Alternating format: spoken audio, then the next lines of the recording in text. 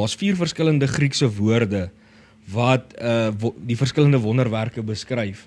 Nou die spesifieke Griekse woord wat hierdie wonderwerk van kragte beskryf, is soos 'n ontploffing, of soos iets wow, of soos iets wat asemrowend is, soos die Engelsman sal sê jaw-dropping is, dis daai ding wat wow is. Nou, soos, as ek het in my eie woorde kan sê, ek wil sê dis 'n groot tipe wonderwerk, dis nie 'n klein wonderwerk nie. Nou mense gaan sê, is enige wonderwerk nie 'n groot wonderwerk nie, maar ek bedoel dit nou in menslike opinie. Byvoorbeeld, as jy aan die einde van die maand kom, jou salaris is klaar, jy het nie baie geld oor nie, en jy kort dalk nog bietjie kos om deur die maand te kom, en jy dalk het R50 of R100 oor, en jy kom in die winkel en alles is, wat jy nodig het, is byvoorbeeld op uitverkope of specials wat ons sal sê. Dit is 'n wonderwerk, want die Here het jou gebed gehoor, Here, ek het net hierdie R100, maar ek moet deur die maand kom.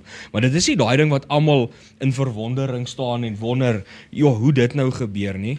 Nou, die gawe van kragte is vir my, waar jy van dit lees soos 'n voorbeeld, waar dit 'n groot wonderwerk vir my is byvoorbeeld as jy gaan kyk na Moses toe hy die Rooi See laat oopkloof het.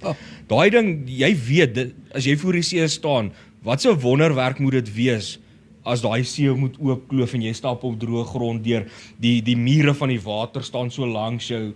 As jy nou 'n verbeelding het, kan jy dalk nog die visse so in die water ook insien. Dit is wow. Of soos toe, wat pastoor sê, Jesus se wonderwerke, Lazarus uit die dood uit opwek. Hy het al begin ontbind, hy het begin stink.